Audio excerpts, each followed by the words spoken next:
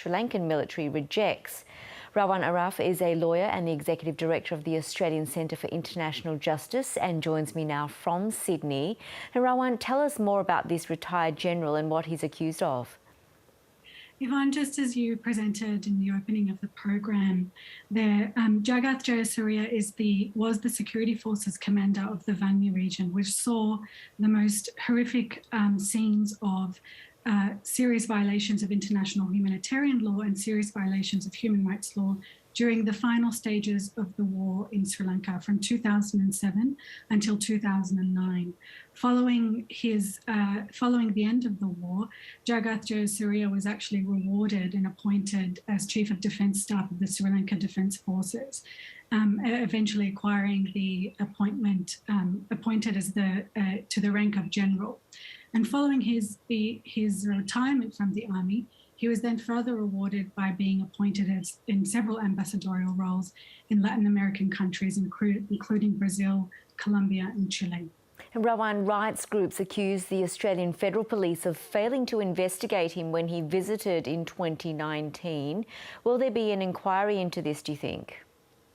Well, that's what we're calling for, because we think the response from the AFP was really unacceptable. I think if we had been in Europe and we had made these serious referrals of serious allegations of international crimes, European jurisdictions with active war crimes units wouldn't have responded in the way that the Australian Federal Police responded.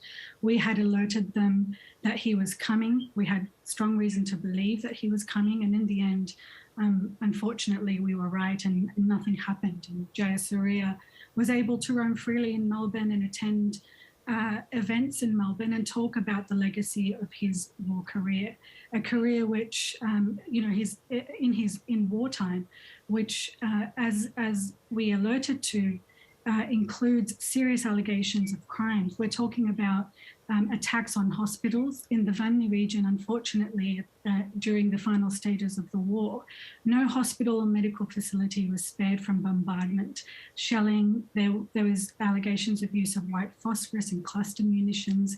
He was also the commander of the Army's garrison known as Joseph Camp, which was in the town of Rawan. And that camp is widely known as Joseph Camp, and it was notorious and is still notorious for serious violations of human rights, including torture and sexual violence that was carried out against detainees in the camp there. And the AFP has since said that the Sri Lankan Domestic Commission of Inquiry in War Crimes is the most appropriate body to assess this sort of allegation. What's your response to this? Well, we would reject that assertion, and I think it's clear that they won't probably, in reading our responses to them, we've provided, well, actually, in fact, the United Nations Human Rights Council and the Office of the High Commissioner for Human Rights has no confidence in the Commission of Inquiry that's being set up. That's because it's not independent, it's being set up by people who should themselves be investigated for serious allegations of crimes. So we reject the assertion that the Commission of Inquiry is the appropriate place. It's neither independent nor credible, and there will be no accountability. And you're calling on the government to impose sanctions on him under the Magnitsky Act. What kind of sanctions and what effect do you hope these will have? Well, because the AFP failed to investigate, we are now calling on the Australian government to impose sanctions against Jagath Jayasuriya and his immediate family members. As you'll recall, Australia introduced the Magnitsky legislation last year in December, and that allows for targeted targeted sanctions against human rights abusers. And we think that Jagath Jayasuriya should not be allowed to enter Australia unless it's to arrest him and put him on trial for the allegations of serious crimes against him. And Rawan, there are many victims and survivors of the Civil War, which lasted decades from the early 80s. Some live here in Australia now. What are their thoughts on this case?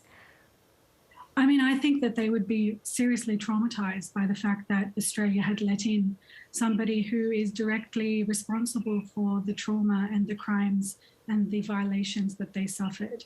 I think that this is something that the Australian government needs to take into account when considering whether to sanction Jayasuriya. And they need to ensure that victims here too have rights. There is a really strong Tamil Australian community who's been fighting for justice for a very long time. And there's a sizable refugee community, victims of Jayasuriya, who sought haven and safety in Australia after the end of the war. And so the knowledge that Jayasuriya was allowed to enter the country freely without any scrutiny or attempt to address an answer to his crimes, I think is abominable. And more than a decade after the end of the Civil War, what are your hopes in holding perpetrators to account for the atrocities committed? Unfortunately, in relation to the crimes alleged that occurred in Sri Lanka, there has been no accountability, no genuine attempt at accountability. And so universal jurisdiction, which is what we tried to do by making that request with the Australian Federal Police in 2009, is really the only available mechanism now available to survivors and victims of the crimes that occurred at the end of the war and during the Civil War.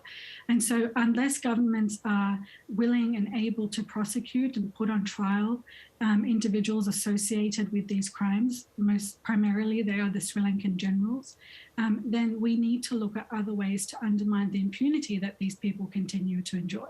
And that includes imposing sanctions and preventing them from travelling and enjoying the privileges of countries like Australia.